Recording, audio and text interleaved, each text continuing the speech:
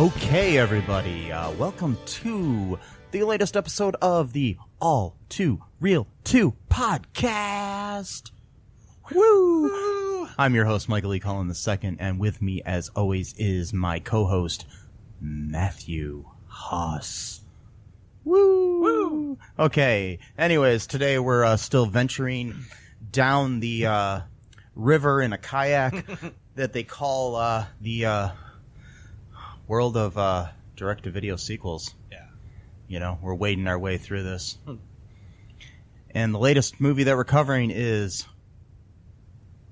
Without a Paddle, Nature's Calling. The 2009 sequel to the 2004 film Without a Paddle. Yes.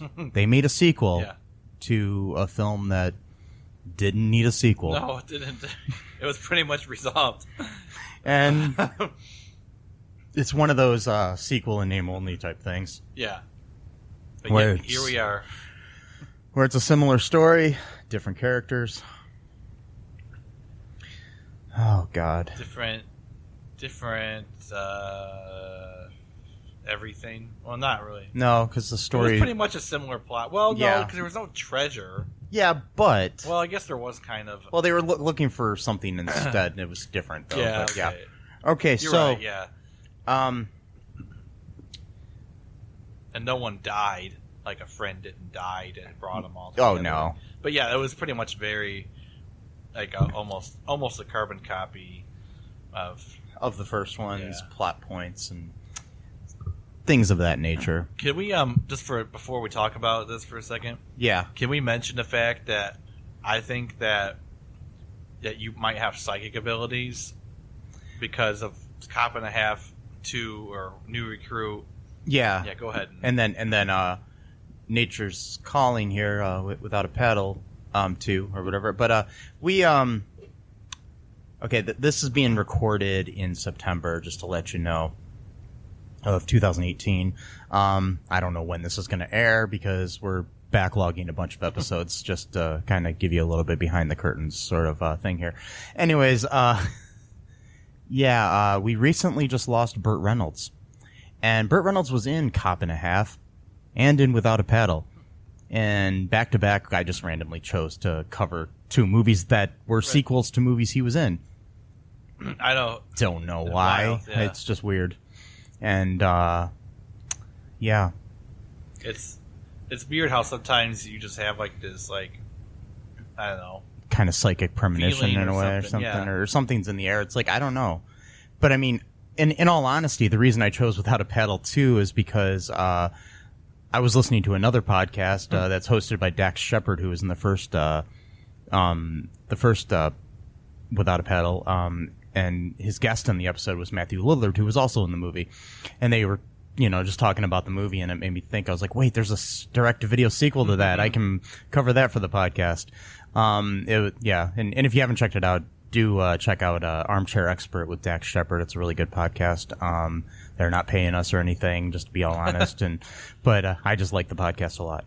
Anyways, it's interesting. But, okay, so Without a Paddle, Nature's Calling.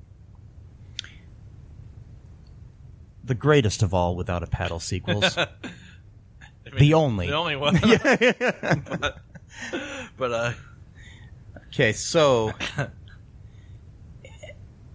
in this movie, the setup is there's these two friends, Zach and Ben. They've been buddies since they were in grade school. They're kind of opposites. Zach's kind of a freewheeling ladies' man kind of guy, and Ben's a straight-laced. In the movie, is a lawyer, like when he gets older. But back when they were kids, there was this girl named Heather in their high school who was a vegetarian hippie chick sort of thing, and she had a petition to sign, and she got one signature before she got kicked out of school for some reason. Yeah, they didn't really explain what was... I guess having a petition in the school gets you kicked out. Yeah. I don't know. Yeah. Then again, I didn't go to a public school, so I don't know. I went to a Catholic school. That probably would have got you kicked out of my school. So, they sent a kid home one day because he wore a T-shirt when I was in high school that said boycott homophobia. Oh, wow. So I was like, how do you boycott? Okay. Yeah. That's an interesting phrase. Yeah. Okay. His sister was a lesbian and stuff, so he was just basically against homophobia. No, I get that. It's a homophobia business. I guess kind of it is. Yeah, so, I don't know what he... I understand the intent. But anyways, he wore a homemade T-shirt that he wrote on that said that, and we had a jeans and T-shirt day because we normally had like a uniform that we had to wear. And and that was interesting. So I'm pretty sure this would have happened in my school if Heather was there trying to get people to sign a petition that said, meat is murder, basically. Well, no, her petition was about... no, it wasn't. It was about dissection. Yeah, because the next day he wore a T-shirt that said meat is murder. He was trying to impress her, and then... Yeah, I forgot about that. Yeah, and then she got kicked out. Yeah. And she blew him a kiss. At least that's what we believed. Yeah. Before she left through a window when they were in the office or something. I don't know. They were in the principal's office because these kids were bullying Ben. Yeah, and they got in trouble for it. Then Zach came in to help fight, and it was actually kind of funny scene because, since they were so loyal to each other, whenever the kids would gain up on the other kid would jump in to fight. Then they start ganging up on that kid, so then Zach would jump in.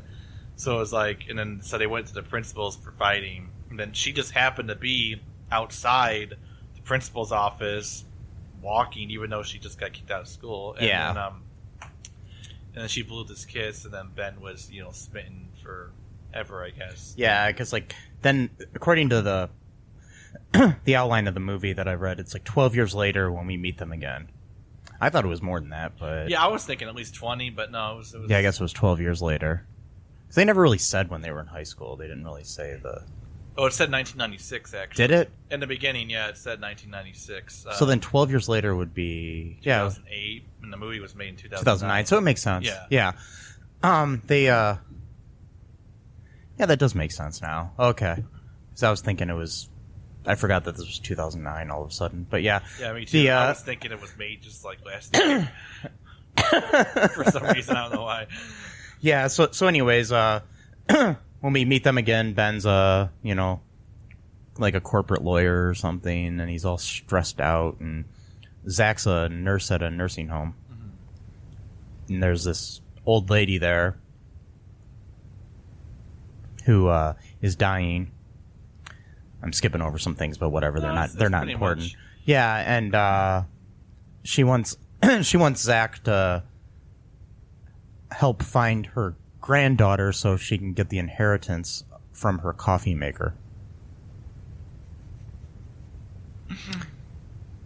Wants to leave her a coffee maker. Right. We'll get into that a little bit. Yeah, we'll get into that. Yeah, I assume everybody that's listening to this has seen this wonderful film. Oh, yeah.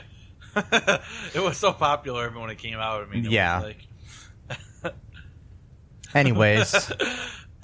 So, this old lady's step-grandson has been visiting her, and... Yeah. For some reason. Yeah. He's British. And he's British, too, for some reason. Which is funny, because actually the actor who plays Ben is British as well in real life. Okay. But he plays an American in this movie. Anyways, which I found out recently, and I thought that was kind of interesting. Yeah, it's pretty interesting. He did a really good American accent. He did. And he looks so familiar, too. I've seen him and stuff. He's in the movie I Love You, Beth Cooper. He's in Mr. Woodcock. He was... Okay. I think he wasn't I Love You... No, maybe he wasn't. I don't know. I'm trying to remember. Let me look him up. His name is Oliver James. And he was in... Maybe I'm wrong about that. He was in the Hilary Duff movie Raise Your Voice. He was in the Amanda Bynes movie What a Girl Wants. I haven't seen either of those. No. So. He was in... strike what I said earlier about the other movies he was in, because I was reading the wrong thing. Yeah, he's not really been in a lot of stuff. Yeah, just familiar face, that's all. Yeah, he hasn't acted since 2012, according to the Internet Movie Database. Maybe this movie kind of took a lot out of him. Yeah. Well, that was 3 years later, so he's still... Yeah. After that, he did a TV movie called Roadkill. He did a TV movie called Black Forest, and then he did a documentary series. I don't know what he did on that. Maybe they reenactments or something like that called Dark Matters Twisted But True. But I guess he does a lot of theater in Great Britain, from what I've heard. Okay. So, anyways, back to the plot. Yeah. So, what happens next here, Matt? Do you remember? Yeah. He's, Zach kind of has a close relationship with this patient of his. He's, worried that she's not going to have much time left, and so he visits her, and that's when she asks, pretty much begs him to, find her granddaughter. And so that's when he calls up, he actually shows up to Ben's work at saying that, there was their high school principal. Yeah. The guy's like, what's my high school principal doing here? And then it turns out it's him, and then Zach kind of makes like a jab, like, oh, you wouldn't come if you said it was me type of thing, because he's been kind of like neglecting their friendship for a long time because of being overworked and stuff like that. Yeah. Which is still not really an excuse in my opinion. I mean, I know that's the one that everyone makes, but it's like, yeah, if you're really, really, really care about someone, you'll make some time. time. But yeah, I mean, even if it's just a few minutes. But yeah, anyway, so life happens though. It does, but because I know we've lost touch in the past, Matt, being best friends and stuff at times. But yeah, not 12 years worth. No, maybe a few months. Or, yeah, but yeah. Anyway, so he shows them the picture or the file, and it's revealed that this woman's granddaughter is Heather, that girl from high school that he knew. Of course she is. For like one, yeah, I knew that exactly. Even before that, she even said, like, "Oh, I got this granddaughter." I'm like, "It's Heather. I know it is." Oh yeah, it has to be. There has to be a reasoning. Yeah, and then he agrees to go after Zach is kind of really laying it on thick, like, aren't you still obsessed with her? Blah blah blah. All right, fine.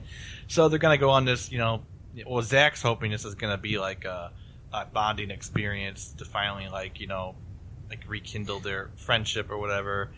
But then, lo and behold, the British stepson decides he wants to come on the trip, and this guy talks and talk. I mean, he does not. He's one of these talkers. Like, it just will constantly just running his mouth about everything he's done.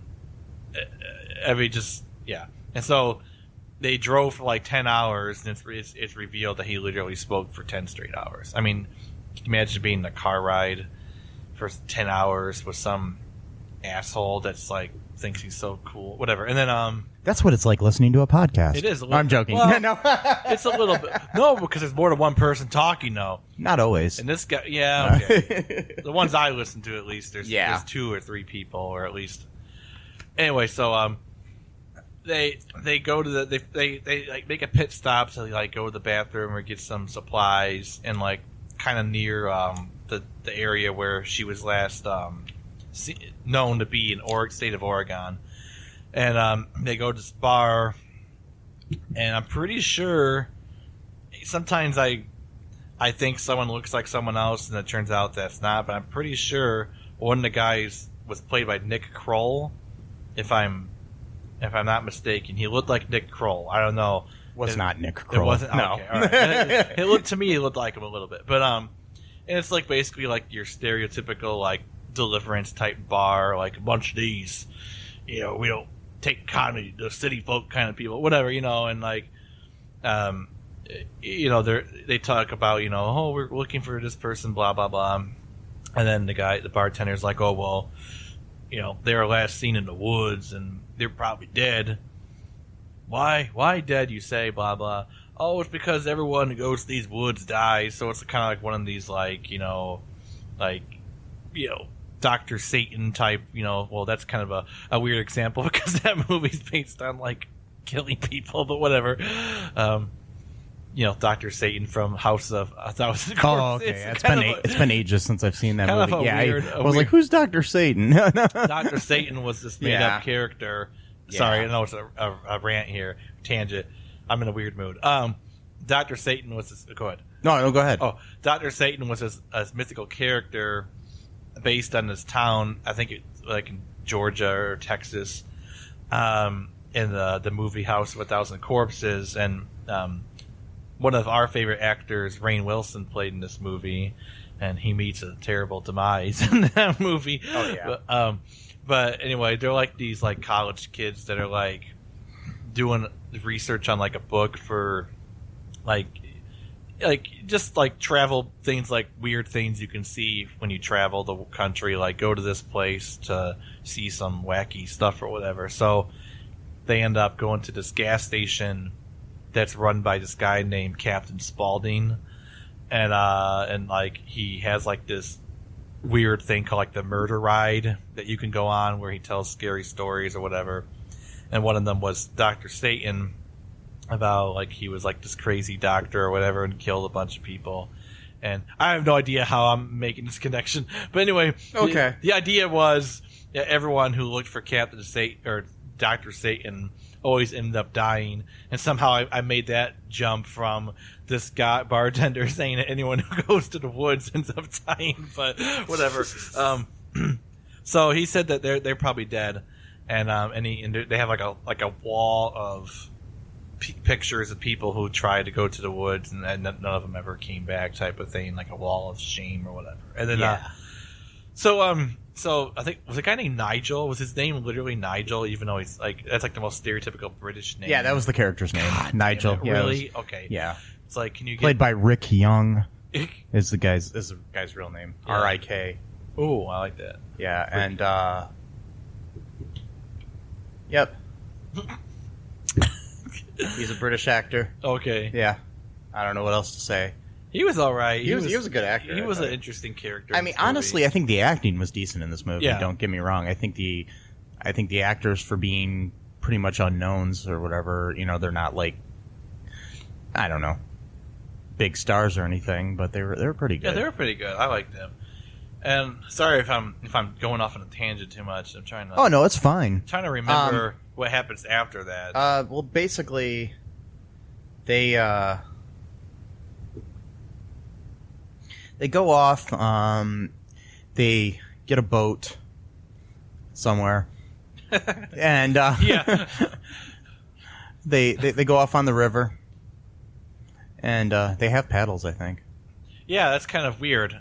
So without a paddle, yeah. Both movies they had paddles. Oh, okay. I think they're lying to us. Without a paddle, I don't get it. I'm joking. I know where the phrase comes from. You know, up a creek without a paddle. But up Dawson's Creek without a paddle. I'm joking. No, anyways. Oh, I don't know what the hell that meant. But we're gonna go there. Anyways, basically what ends up happening, to put it all, you know, in a nice little bow, they eventually they go down a waterfall, but Nigel gets out of the boat first. Oh yeah, wait, they were camping before that, and that was the most glorious scene in the movie after they're camping. I forgot that they stayed overnight one time and they're camping, and Ben wakes up early. Yeah, he's the first one to wake up. And he is attacked. He notices a squirrel getting into his bag. Yeah. And so he shoos the squirrel away.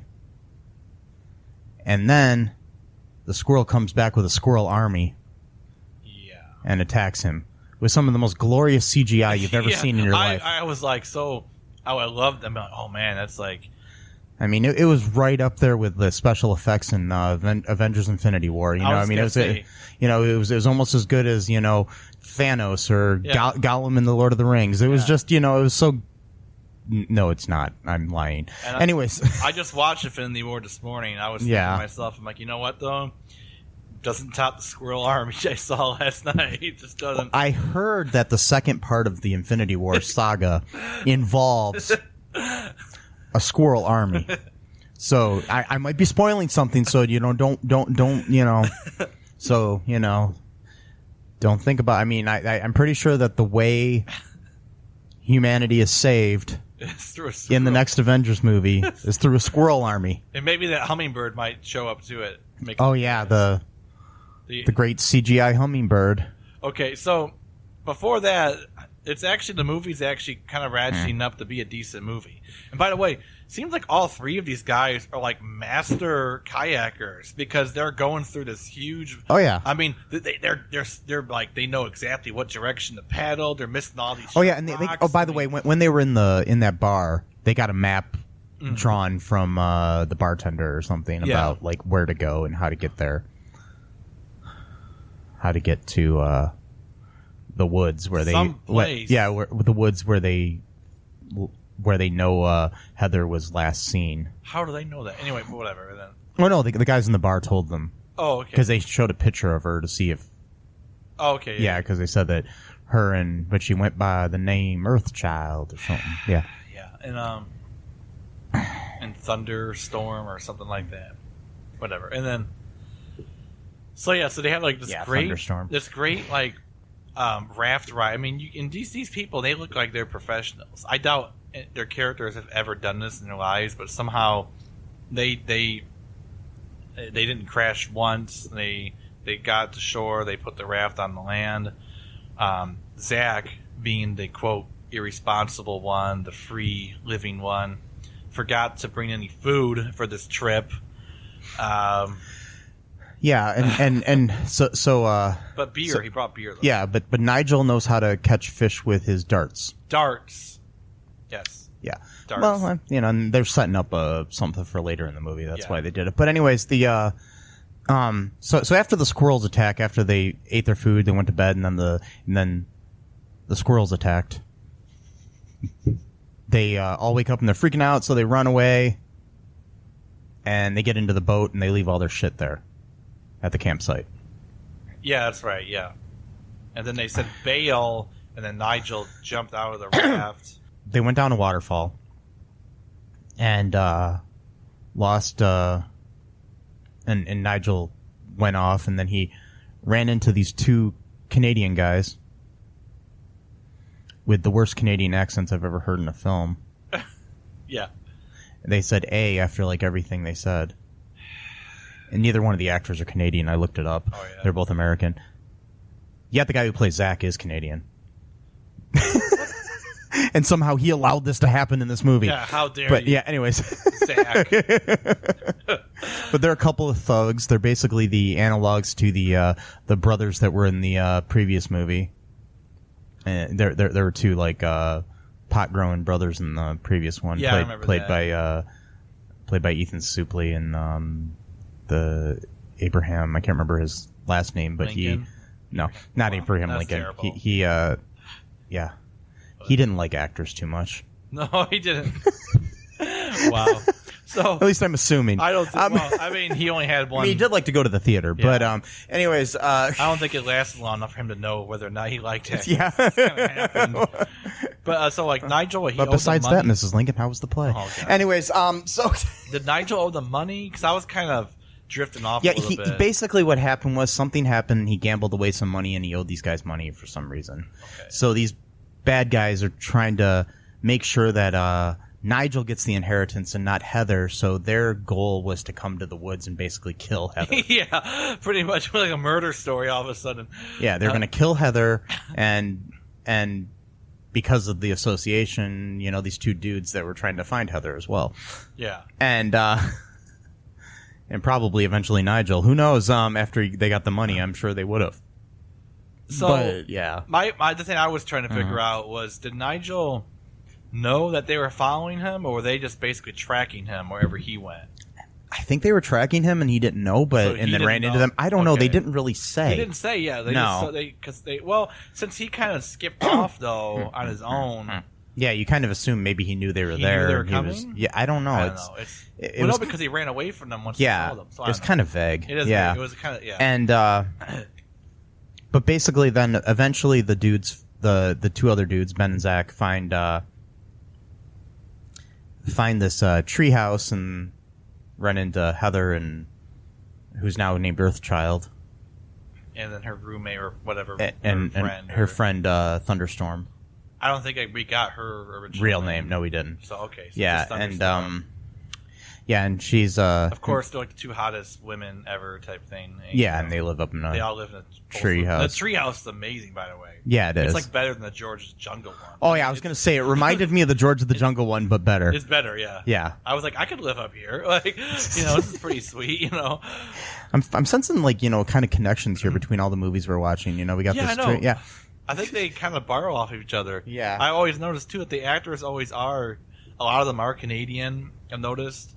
Well, a lot of these movies are filmed in Canada. That's probably why. Cheaper? Yeah, it's cheaper to film like Vancouver or Toronto or something. But but I think this one was actually shot somewhere in the Northwest, whereas the first Without a Paddle took place in the Northwest, but was shot in New Zealand. Oh wow. Yeah. Anyways, just randomness in my head. In the magical world of Hearth, there are wizards, there are sorcerers, and there are magi. And none of them know what they're doing. That's how the best spells are discovered. Throw it at the wall and read the tea leaves. Or scorch marks. Witness the wonders of magic, science, and property damage in a radio drama of phantasmical proportions. Face my mastery over the elements! Magus Ilgar. Now available for download wherever audiobooks are sold. Listen to the first 3 episodes for free on YouTube. Hi, folks. This is Michael E. Cullen II from the podcast that you're listening to right now, along with Manager Matthew Haas. You got promoted? Yes. Damn it. Okay. Anyways, folks, do you like the show Superstore? I don't know. I asked the folks and nobody's answering me. Because they're not here. Oh, but we love damn it. Yeah, we love it, though. Okay, folks, if you like it as much as we do, you're really going to like the Super Story podcast, which is a podcast where Matthew and I go episode by episode and give our little opinions and thoughts on it. Sometimes we have guests, sometimes we don't. Just depends on how we're feeling. Yeah. And, so if you like this podcast and like our little crazy banter, then you should definitely check this out. Or I might get sad. And when I get sad, it gets pretty sad. yeah, So I can't deal with him when he's sad. Yeah, no one can really. So yeah. So check out Super Story Podcast right here where you get this podcast, Super Story Podcast. I don't know. So anyways, they find them and Ben is trying to tell Heather that he likes her, blah, blah, blah, kind of implying that or whatever, but she's very smitten with Zach. yeah, like as soon as they got there, Ben was like, hey, don't you remember me? I signed your petition. And you think, like, at first, because her eyes get all like, oh, but then she goes, Zach Powell? Like, she remembers Zach. Yeah. And so then, yeah. Sorry, I didn't mean to interrupt, but Keep going. Remember that part. Yeah. And then, Yeah. But, okay, here's a little side note here. oh, yeah. Okay, this is something that bothers me. Okay. Oliver James, who plays Ben, was born June 1st, 1980. Zach, played by Kristopher Turner, was born September 27th, 1980. Okay, so then, you'd assume that, them graduating from high school in the 90s, maybe playing a little bit, that seems about right. Okay. Yeah. All right. I don't know the ages of the kids that played them when they were younger because I couldn't find that anywhere.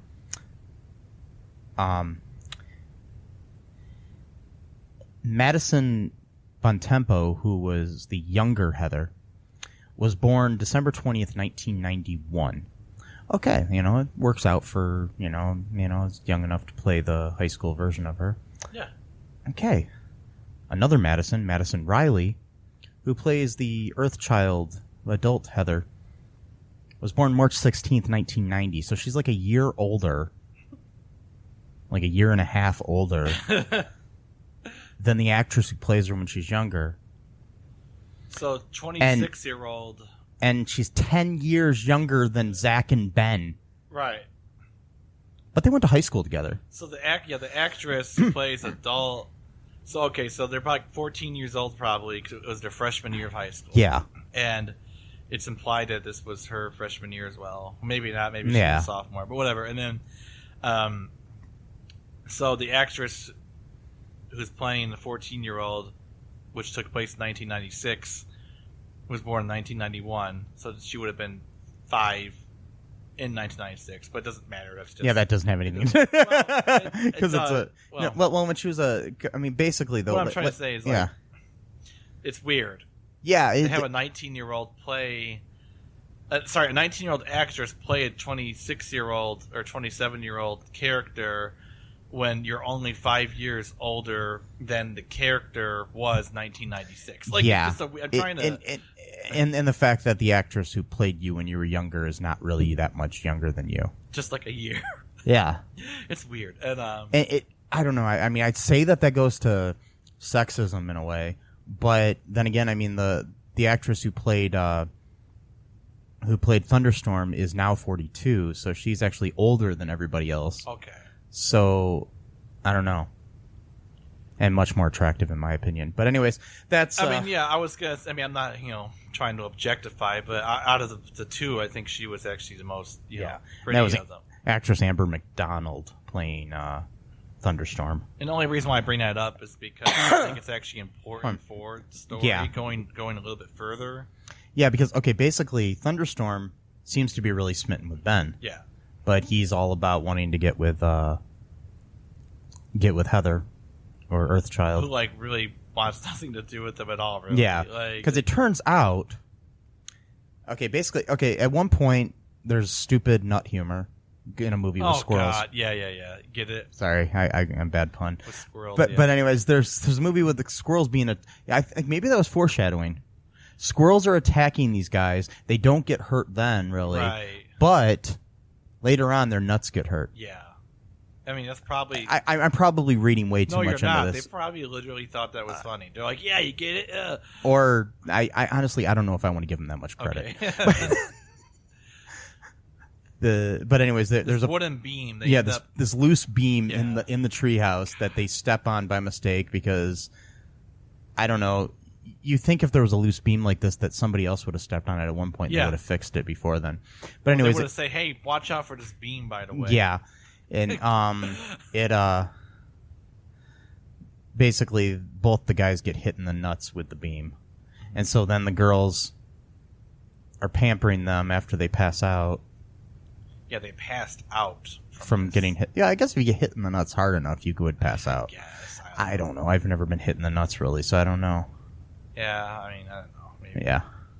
They put all this nasty mud shit or whatever. Yeah, they put Thunderstorm puts nasty mud shit all over Ben's crotch area, and even mentions that his dingling wasn't too shabby. That's not what she called it. I can't remember what she said. But anyways, but she did say not too shabby. Though. Yeah.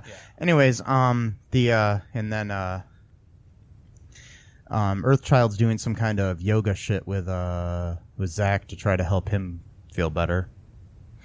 And it looks like they're about to have sex almost when Ben walks in on them after he walks away from a very, horny Thunderstorm, I guess you could say. She's trying to get with him.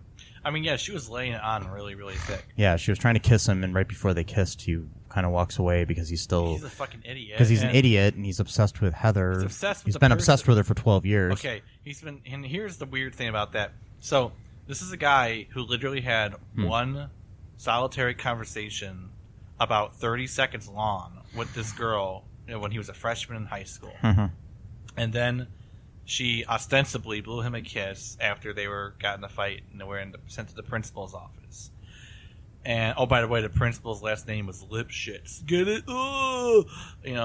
Stupid, name to make it. Not stupid, but, to them it was supposed to be funny. Yeah, probably. And then whatever. And then, and so, because of that one blown kiss, he's basically been, holding on to that for, all of his life, yeah. And it wasn't even a kiss on the lips. It was a blow kiss. But now he's got an extremely attractive woman who probably hasn't seen a man in years. Who's interested who's heterosexual and is very, very, very, very much attracted to this person. So the sex is going to be, super, super hot. And she used to be a lawyer as well. Yeah, so they already have, stuff in common about, their lives. So they can actually talk about things together, not just fool around, but actually have conversations. It's and, like, but then he's like, no thanks, I'm gonna go to this woman that I don't even know. Whatever. It's like I'm trying to remember, like, there were girls I was attracted to in high school, but I don't even remember half of them. That I know I was attracted to girls, but it's like even the ones I dated, I don't really think about much anymore now. Yeah. And I mean, once in a while they'll pop into my mind if I remember something about them. But the thing is, it's like I don't harbor feelings like 12 years later for people. I don't know. Who knows? But it's just a part of the plot to keep it going on. Yeah. Anywho, I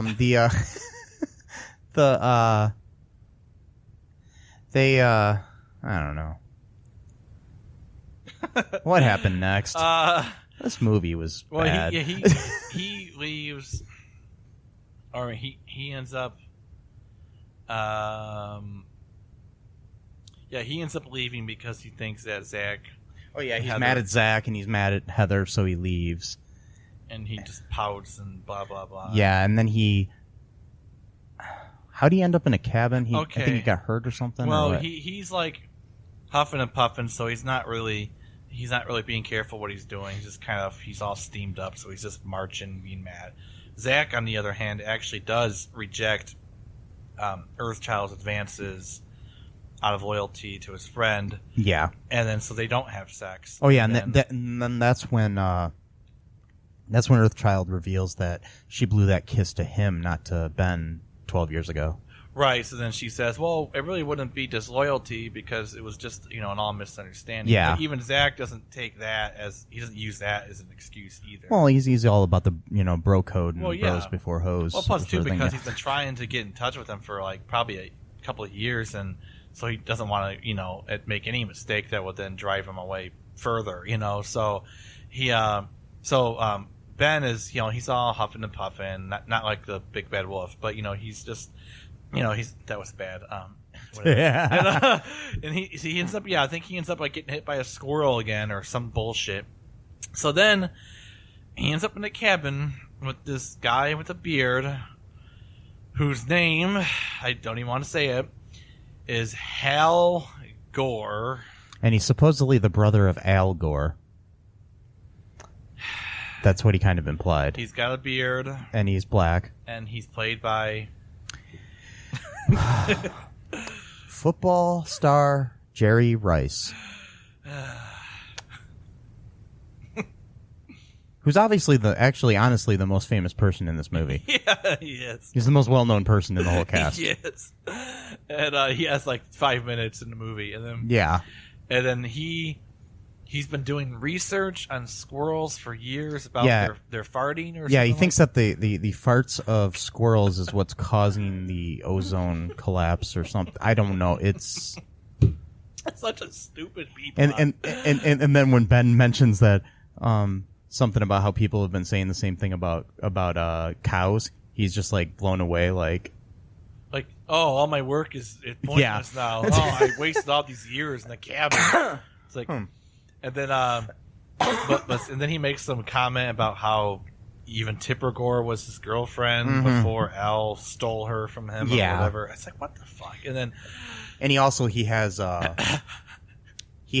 Nigel's big Nigel had a big suitcase full of crap.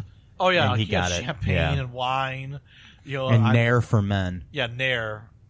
He loves his Nair. He's kind of like a person that really cares about his physical whatever. Even when they're going kind of like a pampered. He's like a pampered dude, posh sort of guy. And it's even when you're going on a rugged trip, he wants to still have these kind of creature comforts. It's dude, but apparently he's really, really good at making trout because they ate that shit up. So, and I don't even think they had spices. So I'm not sure what made the trout so good just by cooking it, but I guess so. And then, well, I guess when you're hungry, it doesn't matter. But yeah, I mean that's true. Yeah. I mean, it kind of reminds me of actually this family in Russia way back in the day. They went to escape into the forest when the Soviets were taking over, and they lived deep in the woods for 80 years. I mean, it was a long time, and they just caught their own food and everything. And they were finally discovered like in 2003 or something. And they interviewed, the people or whatever. And the one guy said, he's like, do you miss anything from like, your old life, like in civilization? He says, the one thing I miss is salt. Because they couldn't find any salt to put on their food. Like, that's the one thing I missed. Wow. It was salt, like, because they caught their own food and everything, and Yeah, so what happens next? Oh yeah, next is somehow they're attacking the two Canadian dudes, and Nigel end up finding the treehouse. Yeah. And they're shooting at it. Ben has gotten back by this time or something, or comes back at some point and is there to apologize, or not apologize. Well, you know what I mean, to make amends. Like explain. Yeah. Whatever. And yeah. Why is this movie so forgettable? It's just because there's a lot of. I mean, we're just jumping around. That's fine. Yeah, but anyways, then they start They shoot up the place. Yeah, and then they start throwing down their potted plants that are fertilized with their own shit, which is mentioned in the best fertilizer. Actually, it really is. Is it? It is Human shit. Well, any kind of shit. Yeah, but human shit. Well, it doesn't matter what kind. But anyways, they start throwing that down at the guys, much like in the first movie where they threw shit at those guys too. Because I watched the first movie after this movie, and they threw bags of shit at the guys too. Oh, okay. But yeah, so it's like an almost identical sort of thing. But anyways, they're shooting up the place. Nigel takes them out at one point by shooting his darts in the back of their necks. Is that how they? I'm trying to remember how they ended up winning the day. Okay, I'm still trying to remember. Was Nigel was he like a secret kind of like, because he like knew how to fight and stuff? So was he like working for someone? He seemed to have this like extraordinary life where he was like, I don't know, it was like the life of Brian or whatever. It was just like a sort of like amazing life where he just did everything. Okay, and the life of Riley, I meant to say, not the life of Brian. I was going to say, like, wait a minute. Yeah, it was like the life of Brian. He died next to Jesus on the cross. Yeah, anyways, the life of Riley, where, or something like. But anyways, it's because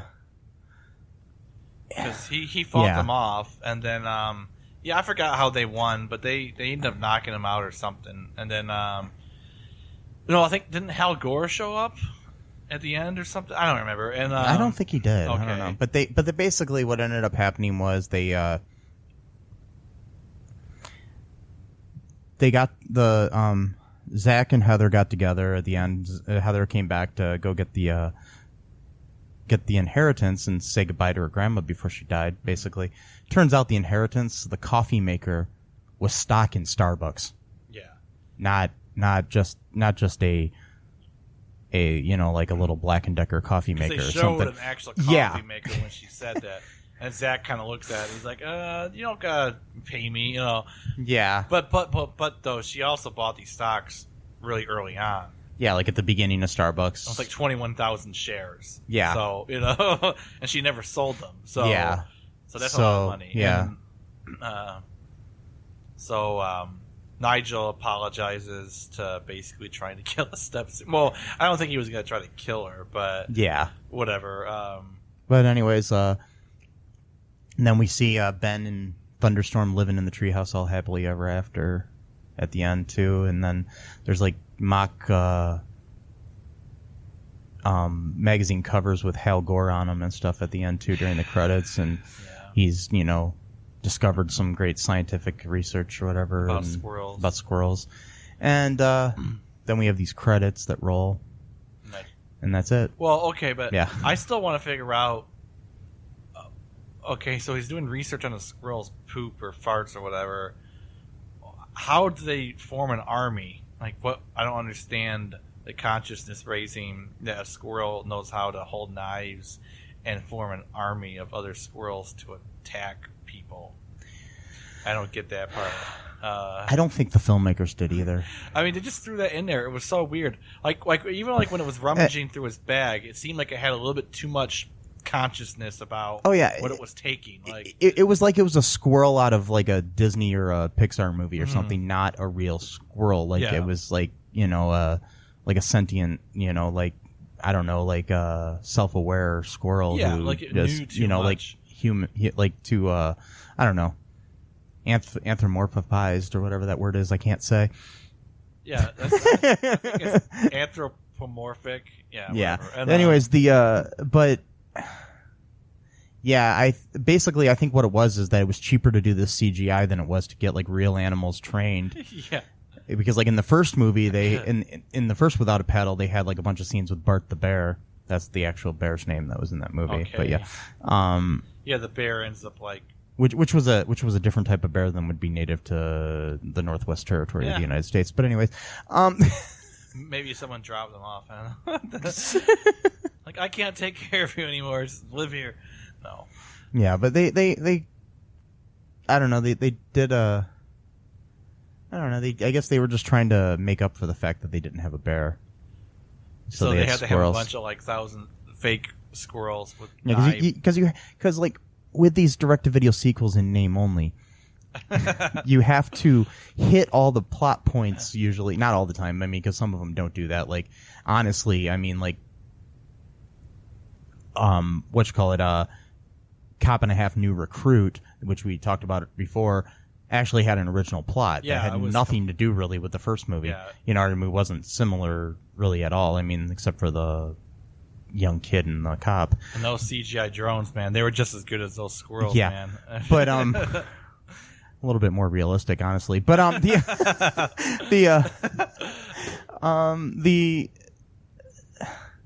yeah, I just think they were trying to add some kind of humor to it, and it just didn't work. Didn't work. No. I mean, it was funny just because of how bad it was. Because like I said, I was watching this and I'm like. I mean, it was a step up from Birdemic. Yeah, well, I think Birdemic is from the birds in Birdemic, so bad at least. that it's good. Yeah. Like, why did the birds attacked? I love that. Yeah. Anyway, so maybe the name of this movie should have been "Why Did the Squirrels Attacked?" Yeah, I was gonna say that earlier and I forgot actually. But like, yeah, before that, the movie is like shaping up to be like a normal like buddy movie, like a real, like something that was somewhat realistic. Yeah, because I'm like, okay, they go on this raft thing. Of course, they're a little bit too good at that, but whatever. Yeah, but I mean, it's everything but the squirrels, and then there was a CGI hummingbird at one point. Okay, that's the other thing. So why? I guess. Well, okay, I can understand the squirrel thing being cost less or whatever, but why were they forming an army and attacking people? Because the bear in the first movie didn't have a vendetta against humankind. Like, no, it just was feeling to sleep threatened with the guy. So and then he ends up like, basically spooning with Seth Green's character. Yeah, and it's but these squirrels almost have like a vendetta against human. It's like the human race. So I don't know. I mean, maybe it's all the loggers that were coming into the area. See, but that's what I'm thinking. Like, okay, because the hummingbird was doing the same thing. The hummingbird. Sorry, I keep like interjecting here. Oh no, that's fine. I'm getting like that's what this is for, man. I'm getting all hyper now. But like, okay, so like even the hummingbird is like constantly like trying to attack Ben when he's like trying to reveal his feelings for Earthchild, and it's like why? And it reminded me of that Ben Fraser movie. Brendan Fraser. Sorry, Brendan. Yeah, Brendan. I don't know. I kept saying Ben Fraser. I was like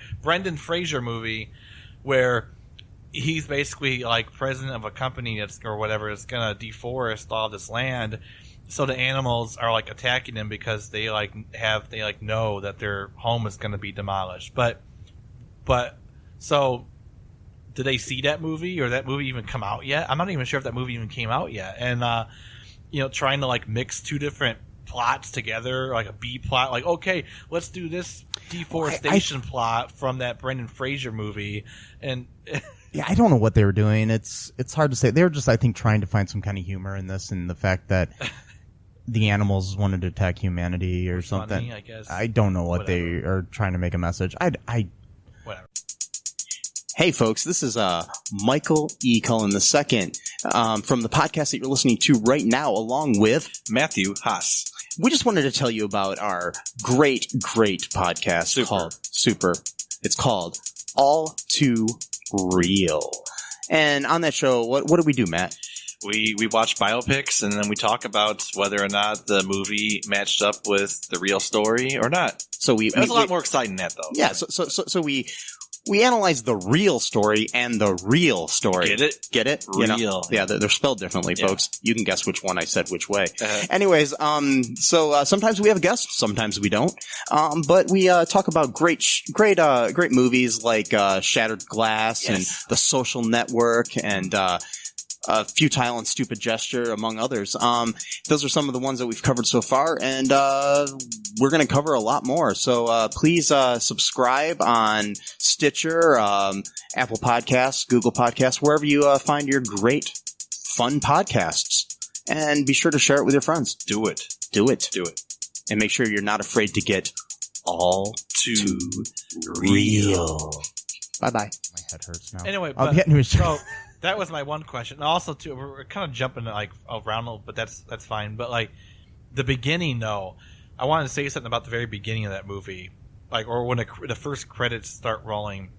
I thought that was one of the most awkward beginning credits I've ever seen in my life. Like these weird still images. It reminded me of that plumbers don't wear ties game, like where it's just a bunch of still images. Like they couldn't afford to like film them actually doing things, so they just had to show a bunch of pictures like of them growing up. Was that what happened like in the beginning of the movie? Because I forgot. It's been a couple days since I watched it. Yeah, so I mean I watched just last night, so I'm still kind of fresh in my mind. But yeah, right after she blows the kiss to Zach, not Ben, then the credits start. The beginning credits start to roll, and it basically shows like Ben and Zach kind of like growing up together, like being like hanging out or whatever, and they're getting older. But it's just like these still pictures, and it's like in this weird like format collage, like you got from like Windows Movie Maker. I don't know. I mean, I guess it's just a standard sort of thing to show the passage of time. I mean, you could do some kind of video, but I mean, maybe they were just trying to make it seem like it was a photo album. I know, but even that, it just looked weird. Like the pictures. It was cheaply done. Like they're all taken on the same day, even though they're supposed to be like passage of time. Oh yeah. But anyway, but then they're playing that song from the 90s that was like really, really popular back in the day. Like wherever you go, I'll find you. Yeah. I'm not sure if that's the lyrics or not, but it's I think it's like a Gin Blossom song from like the 90s or something like that. But anyway, they're playing that. Oh song. yeah, it was. It's like wherever I'll follow you down. By it was Gin Blossoms. Yeah, it was a good song, but it was kind of like a weird. I mean, I guess since that was the 90s, maybe they were trying to do whatever. And then but yeah, that part was kind of just odd, strange to me, and it kind of shows too, like Ben kind of slowly like drifting apart, like from the friendship because Ben wanted to be like a civil rights lawyer, but he kind of got wrapped up in like the corporate stuff. Like his boss, would never let him do the trials he wanted to do. It's the standard, I want to save the world, but then I need money, sort of thing. Yeah. But yeah, I don't know. So here's my final question, though: would you recommend this movie to anyone? Yeah, I mean, who would you recommend it to? Just to anyone that wants to watch like a kind of just like a silly movie that you don't have to like really think about too much or like concentrate like too hard on it. Yeah. I mean, like, you still have to pay attention to it, but, like, because, like, I watched it last night, like, I got something to eat, and it was around, like, 10:30, and I put it on, I'm like, yeah, this is kind of fun just to watch, like. Yeah, I mean, it actually honestly took me a couple sittings to watch it. I would recommend it, but only, I mean, don't expect it to be as good as the first, not that the first was the greatest movie ever either. But, yeah. If it comes on the TV when you're flipping through, which I don't know if it would. Yeah, but sure. But maybe stop and watch it for a few. Yeah. Or Amazon Prime, it's free. Yeah, it's free. If you can't find something else to watch it. If you enjoyed the first movie, you might like it, or you might hate it. Anyways, I know that's not really a glowing recommendation, and maybe they'll put that on the back of the box next time. Yeah. That they release it on Blu-ray or something. Anyways, watch it if you have nothing else to do. Yeah. So, you know, if you're stuck in a room and you don't have internet and this is the only DVD on the shelf, go ahead and put it in. Yeah. It'll be fine. It'll be okay. You won't die. No. Yeah, you won't die watching the movie. Hopefully not. Unless some squirrels attack you. Yeah. Anyways, I think that's all for us today. I've been Michael E. Cullen II. And I've been Matthew Haas the first. Yes. All right. Thanks for listening to All2ReelToo. Bye-bye. Bye. Thanks for listening to All2ReelToo podcast, a Cullen Park production. Produced and edited by Michael E. Cullen II. Music by Matthew Haas. Subscribe and share the show. Visit us at cullenpark.com.